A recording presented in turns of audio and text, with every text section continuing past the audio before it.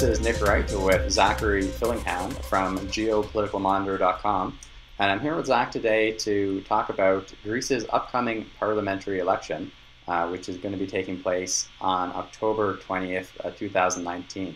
So Zach, tell us a little bit about Greece, its upcoming election, and why it's important and what impact it will have both on Greece, but also on international politics and affairs. Okay, well, Greece, it's pretty amazing developments over the last 5 years or so. Obviously, Greece was the fiscal basket case of Europe and the recipient of a substantial, unprecedented and huge bailout from both the IMF and the European Union. And it had to take a whole lot of bitter medicine over the course of those years. I think this election in particular is interesting. It's going to happen, I think it's scheduled to happen right now on October 20th. It's a parliamentary election, and if you'll remember, the Syriza party is currently in control of the Greek government. It's governing in coalition with the Independent Greeks, which is a small far-right party. And if you can remember back to 2015, I mean, like, it's incredible the difference that 4 years makes, because back then it was we were all feeling like we were standing on the precipice of disaster, a potential collapse of the European Union, because the Syriza party, which came out of nowhere, and was treated in the mainstream media as a far left, quote unquote radical party. Radical is always dropped in every article back then. The radical Syriza party. It came to power with a sort of no austerity message. Like, actually, it's kind of similar to Brexit these days. It came to power on a message that no, it could negotiate a better deal. The problem wasn't these sort of systemic constraints with the current government. It was a problem with the negotiating. So basically, it's the same argument that Jeremy Corbyn is currently advancing in the United Kingdom, that there should be a general election because the problem is the May government can't negotiate. So if Corbyn could negotiate, if only he could negotiate, get a seat at the table, he would negotiate a better deal. It's the same way back in 2015. Basically, Syriza went to the public and said, we can get a better deal. They were promising something that they could not deliver. That was sort of by all outside observers, like, knew that could not be delivered. But they won, and then they tried to play hardball, and they had that referendum. I don't know if you remember, but the referendum even said no to accepting the austerity deal. And then they ignored the referendum. There was another snap election. And basically, at the end of the day, they just accepted every single austerity policy that was being advanced by Berlin. So this quote-unquote radical party ended up being more establishment than the establishment. And Zach, how much of that was because they really had no choice and there was enormous pressure being put on them? And how much of that was because they simply said what they needed to say? I say this without any judgment. You know, like I said, anyone who was following the events at the time knew that there was no flexibility in that negotiating position. And, you know, at the end of the day, they got elected on that. They're still, you know, Alex Tsipras, still the prime minister of Greece because of that original fantasy. That there was flexibility, that there was something to be done, right? So I don't approach, like, I'm not saying that, you know, something else could have been done. I'm just saying that back in 2015, that's where we were. And now we're in 2019, right? Syriza is going back to the polls later this year. And it has transformed from a quote-unquote radical party to basically, as I said before, more establishment than the establishment. And it's not necessarily, going by present polls, it's not a strategy that's serving them terribly well, because they're trailing they're trailing behind New Democracy under Kyriakos Mitsotakis by about 10 to 15 points. And what impact will Greece's position and Greece's election have on the broader EU and Greece's role? I think that, it's quite possible that the Greek election will come and go without, it will just be a minor footnote in this sort of global stream of news. But I would say that there are some elements present in the Greek polity that suggest, in a sort of medium to long-term sense, maybe not everything is totally well. There's a bit of celebration over, the third bailout being over and having averted this economic disaster of the Greek sovereign debt crisis. But it's not necessarily totally true that that's the case, because the Greek economy as it currently stands, obviously it is much improved from 2015 or 2012 when the crisis really peaked, but it's still very vulnerable. So, like, in particular, the Greek banking system has never really been able to get this toxic debt off of its balance sheet. So for example, unemployment is still at 20%. There's still a lot of cronyism and corruption in the Greek political system between the political and the economic elite.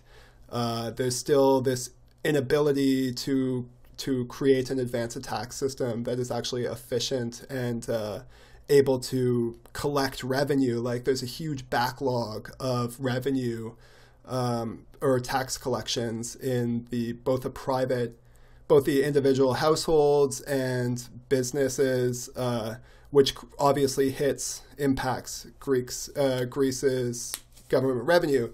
And finally, the story that I just went through with the sort of rise and fall of Syriza as a radical party, that sort of arc inevitably creates voter disenfranchisement because people thought they were voting for some sort of actual, ideological movement that ends up being diluted into this sort of centrist neoliberal party we see throughout the Western world.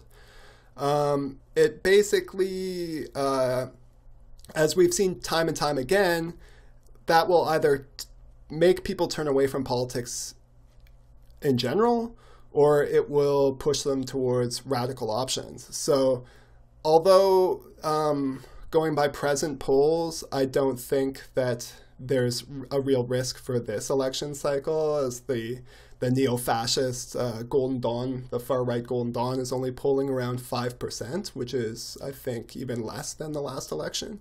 But I think if you look further into the future, the conditions are there in Greece for a new political crisis. It might just be a case of a small economic crisis down the road, just basically toppling a very fragile Greek recovery. And what sort of sentiment and support is there in Greece for a pullout from the EU? Is that something that is gaining traction? I mean, it remains unpopular. I think it even remained unpopular at the height of the crisis. The 2015 referendum asked the question of accepting the bailout terms. So they voted no. They didn't want to accept the bailout terms. But even then, it wasn't a direct question, in-and-out question about the EU, which remains relatively popular. Not universally popular, but relatively popular. And at this point in time, after the Greek state has accepted so much austerity and people have been asked to make so many sacrifices, it would seem pretty counterintuitive for that to happen at this point in time. But like I said, down the line, I think it's possible. If we ever see a repeat of the kind of crisis that that broke out last decade. I mean, if you're a Greek citizen, where do you turn? I don't think you're going to, and actually Greek politicians are emphatic on this point. They're not going to do the same thing, you know. If there's another crisis down the line, they're not going to do, oh, another 10 years of austerity, guys. Like, that's just not acceptable. So at that point, I think you'll have a radicalization of politics, as I just touched down on. You'd also have way more credible movement to pull out because for anything, a total lack of alternative options. And in terms of an economic vision for the future, is what the parties are offering different? And if so, how? What are the different visions that are being put forward in the upcoming election? They're relatively similar. Tsipras has advanced a pretty hard austerity platform over his first term in office. And the Greek government has been reporting surpluses from it. So, like, there's definitely been success there in reining in the government's finances. His opposition, the New Democracy leader, Mitsotakis, who is actually, so you have the prime minister is the radical turned establishment, and Mitsotakis is the establishment turned establishment. Like, he is the son of a prime minister, you know, like educate. I forget where he was educated. He's educated at somewhere like Harvard or Oxford or something.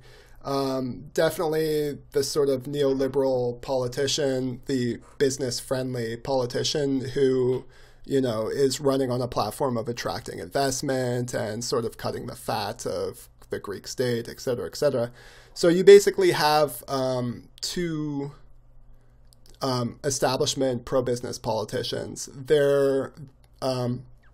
I saw that Tsipras has been accused of you know, ramping up or creating a bunch of new civil service jobs and giving handouts over the last couple months in the lead up to the election. But I think that they're essentially rather similar.